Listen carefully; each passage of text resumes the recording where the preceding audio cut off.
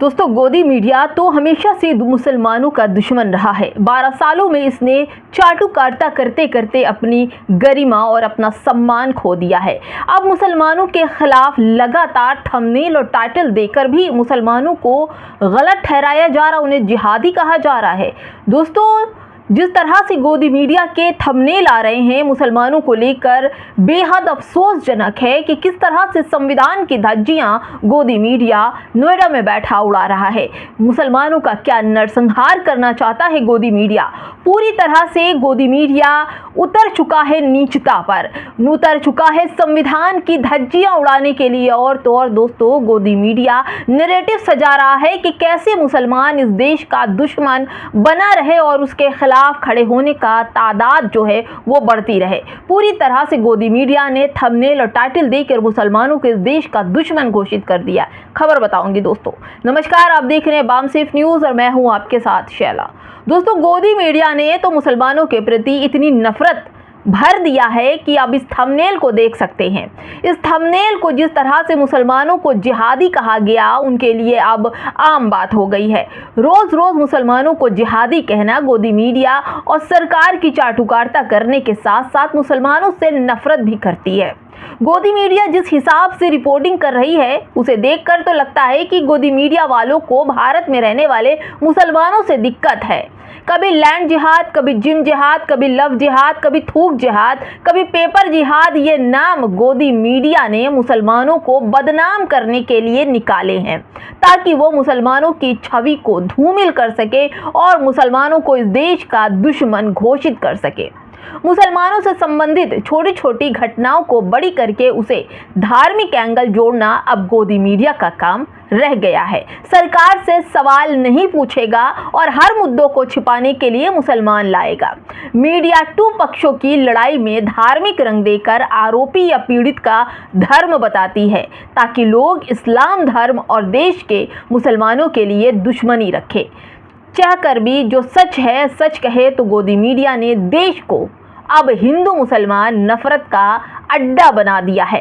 जी news का ये thumbnail देखिए, आपके रोए खड़े हो जाएंगे। जी न्यूज़ लिखता है थंबनेल में, योगी की चेतावनी के आगे मुसलमानों का सरेंडर। दूसरा थंबनेल, जल उठा देहरादून, हिंदू युवक की हत्या से भड़की हिंसा ने फूंक डाला मुस्लिम इलाका। तीसरा थंबनेल, जिम जिहाद पर चल गया योगी का हंटर। चौथा, यूपी पुलिस पर हमला करने वाली भीड़ की तुड़ाई शुरू, बुलडोजर एक्शन में दहशत। यानी कि हर एजेंडे को हिंदू मुसलमान से लाकर ठोक दिया है।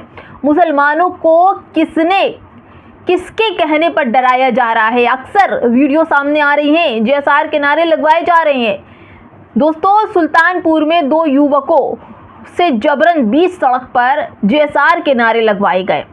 युवक की बाइक से थोड़ी सी भिड़त हो गई, 6-7 लोग इकट्ठे हो गए और गाली गलौज करने लगे, मारपीट की। फिर कहा तुम हिंदुस्तानी हो तो जय श्री राम कहो, नारे लगवाओ। भाई देखिए, टोपी दाढ़ी नाम, यही तो बचा रह गया मुसलमान।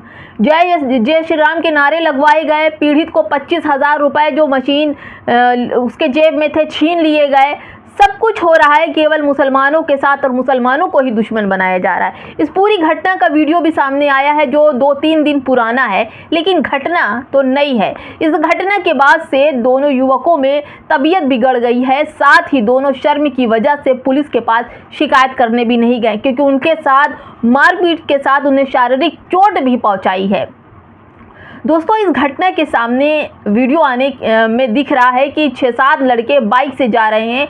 2 युवक को रोक लिया जाता है, दोनों लड़कों को गाड़ी में रोका जाता है, फिर उनसे लात घूंसे से पीटा जाता है, उनका नाम पूछा जाता है, सड़क पर लिटा लिटा कर पीटा जाता है।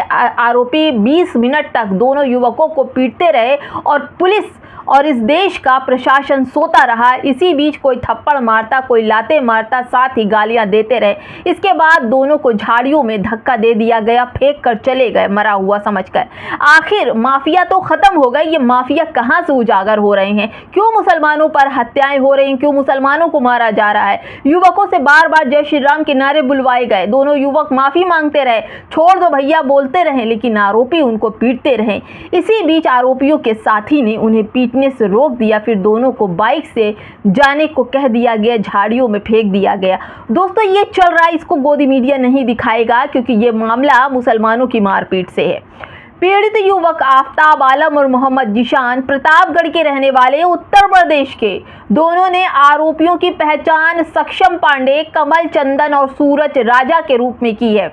इसके अलावा पिटाई करने वाले 3 युवकों की पहचान अभी नहीं हो पाई है, लेकिन उन लोगों ने पहचान लिया। लेकिन हो क्या रहा है दोस्तों मुसलमानों के साथ? अब इधर आइए, थोड़ा सा बंगाल में बात कर लेते हैं। टीएमसी खत्म हो गई है, जो भी आप समझिए, लेकिन बंगाल में जो टीएमसी के नेता हैं उनके साथ क्या बर्ताव हो रहा है ये भी हम आपको बताते चले। एक सप्ताह के भीतर बंगाल पुलिस दूसरी बार जहांगीर की परेड करा रही है।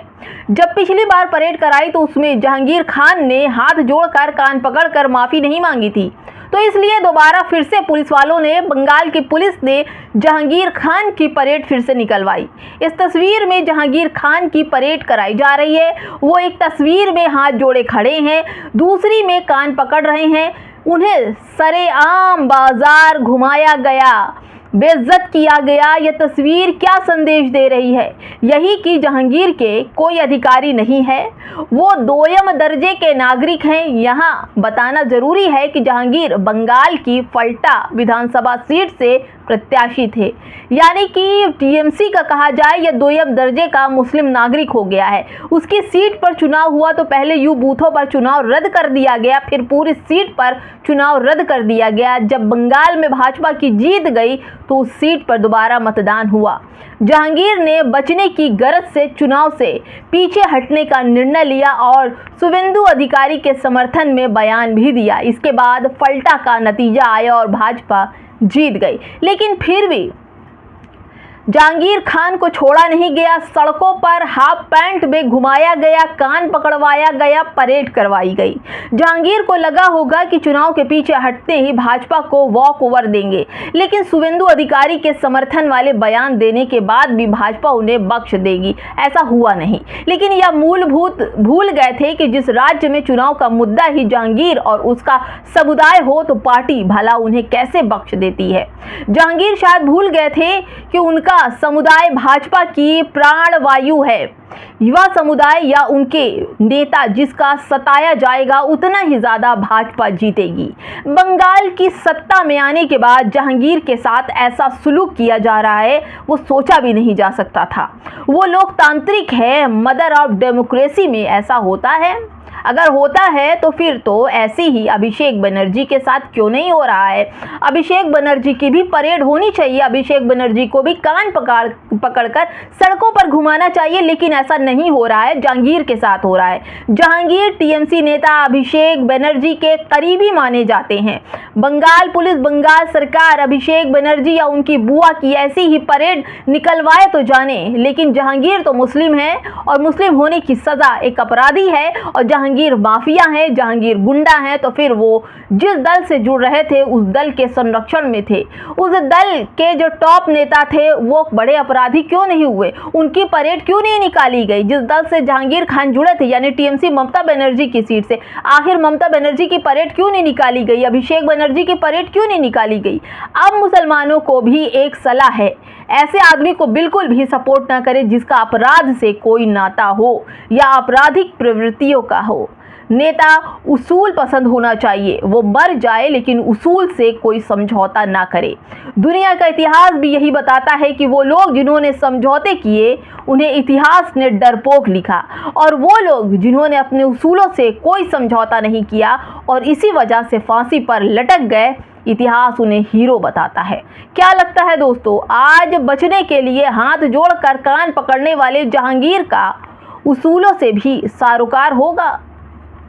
विपरीत वक्त में दुर्गति इनकी होती है, हो रही है, और हौसले उनके टूट रहे हैं। होने दो, इससे बड़ा नेता और इससे बड़ा समझौता और क्या हो सकता है। इतना कुछ करने के बाद भी जहांगीर को कान पकड़े सड़कों पर हाफ पैंट में परेड करते हुए देखे जा सकते हैं।